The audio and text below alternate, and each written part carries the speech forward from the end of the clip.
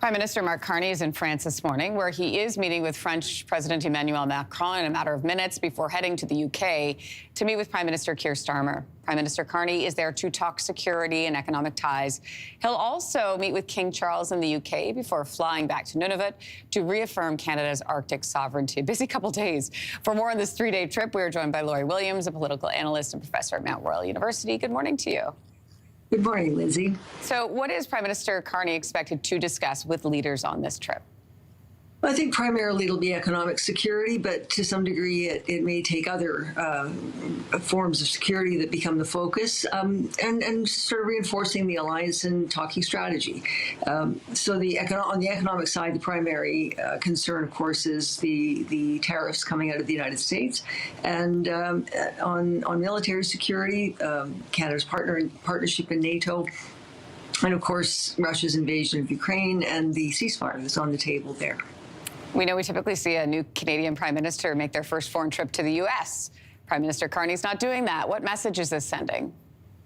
Well, I think it's a bit more complicated than just where he goes first. It's also where he was invited first. This is very early in a prime ministership to be traveling out of the country at all, and just speaks to the challenges that are being faced by Canada and the need to shore up those alliances. This is sending to some degree a message about the networks that Mark Carney has. He's got connections already with Mr. Macron and also with Mr. Starmer, or at least with the UK having former England governor.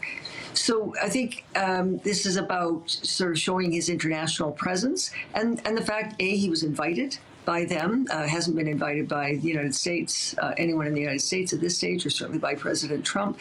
And of course, this also signals the founding, at least two of the founding peoples in Canada that were part of Canada's early days.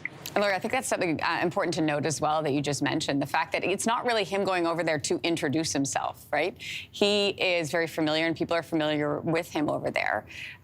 What is your take on how that will play out? Well, of course, that's partly meant for the very important relationships Canada has with these other countries. The other thing that's quite important is to signal to Canadians the sort of position that he has, the connections that he has, the history and the depth of his experience. And that will, of course, be something he wants to shore up his candidacy for the prime ministership after the upcoming election. After your Prime Minister Carney will head to Iqaluit on the way back to Ottawa. What is he hoping to accomplish there? Well, there again, he's going to focus on sovereignty and security. So this is sending a signal, not just to Canadians, but to others in the world, that these are concerns that he takes very seriously and that he's going to be making sort of efforts in the direction of securing and signaling the importance of security, primarily economically, but also in terms of international security and military preparedness. I understand, Laurie, that we've got a live shot right now of Prime Minister Carney meeting with Emmanuel Macron. If we can go to that live, let's just take a quick listen in if we could. Do we have that available? Here it is.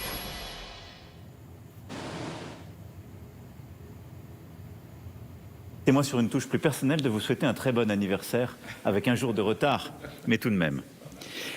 Vous l'avez rappelé avec force vendredi dernier lorsque vous avez pris vos fonctions, la France, par sa culture, son art de vivre, sa langue, constitue une part irréductible de l'identité canadienne au même titre que les peuples premiers et l'héritage britannique. Et nous en sommes fiers de cette histoire en commun. Nous sommes fiers d'avoir à nos côtés un allié de tous les combats, une nation déterminée à défendre un monde plus juste et un peuple animé par un idéal humaniste. Lors du 80e anniversaire du débarquement de Normandie, nous avons rendu hommage au courage, à l'abnégation exceptionnelle. So, Laurie, obviously, we're listening into French President Emmanuel Macron greeting the new Prime Minister, welcoming him to the country. What do you take away from this interaction, what we can expect with their meeting today? Well, of course, they're going to shore up the connections they have. They're going to try to strategize to deal with some of the challenges that they're facing, both because of the conflict in Ukraine and also because of the economic challenges that are being faced. I'm quite struck by that introduction by Mr. Macron, hearkening back to the deep deep alliances between the two countries. And for those of us who've been to France and encountered the appreciation that people there have for Canada's participation during the Second World War, he harkened back to that in the speech. So sort of connecting back to those deep ties, those deep historical ties, the depth of the alliance between the countries, and again, not just militarily, but economically, the deep ties between the two countries as a foundation for their relationship going forward in a difficult time. Lori, before I let you go, I want to ask you about the speculation as to when the Prime Minister could call a federal election. What do you think? Well, it'll be sometime between Tuesday when Mark Carney returns and Sunday. He doesn't want to return to Parliament. He wants to get a mandate from Canadians, really seek that mandate from Canadians. So I expect we'll hear the call sometime before next Sunday. Professor Lori Williams with Mount Royal University, we do really appreciate your time and thoughts this morning. Thank you. Thank you, Lindsay. If you like that video, make sure to subscribe to the Your Morning YouTube feed, where you can find all kinds of new content posted every weekday morning.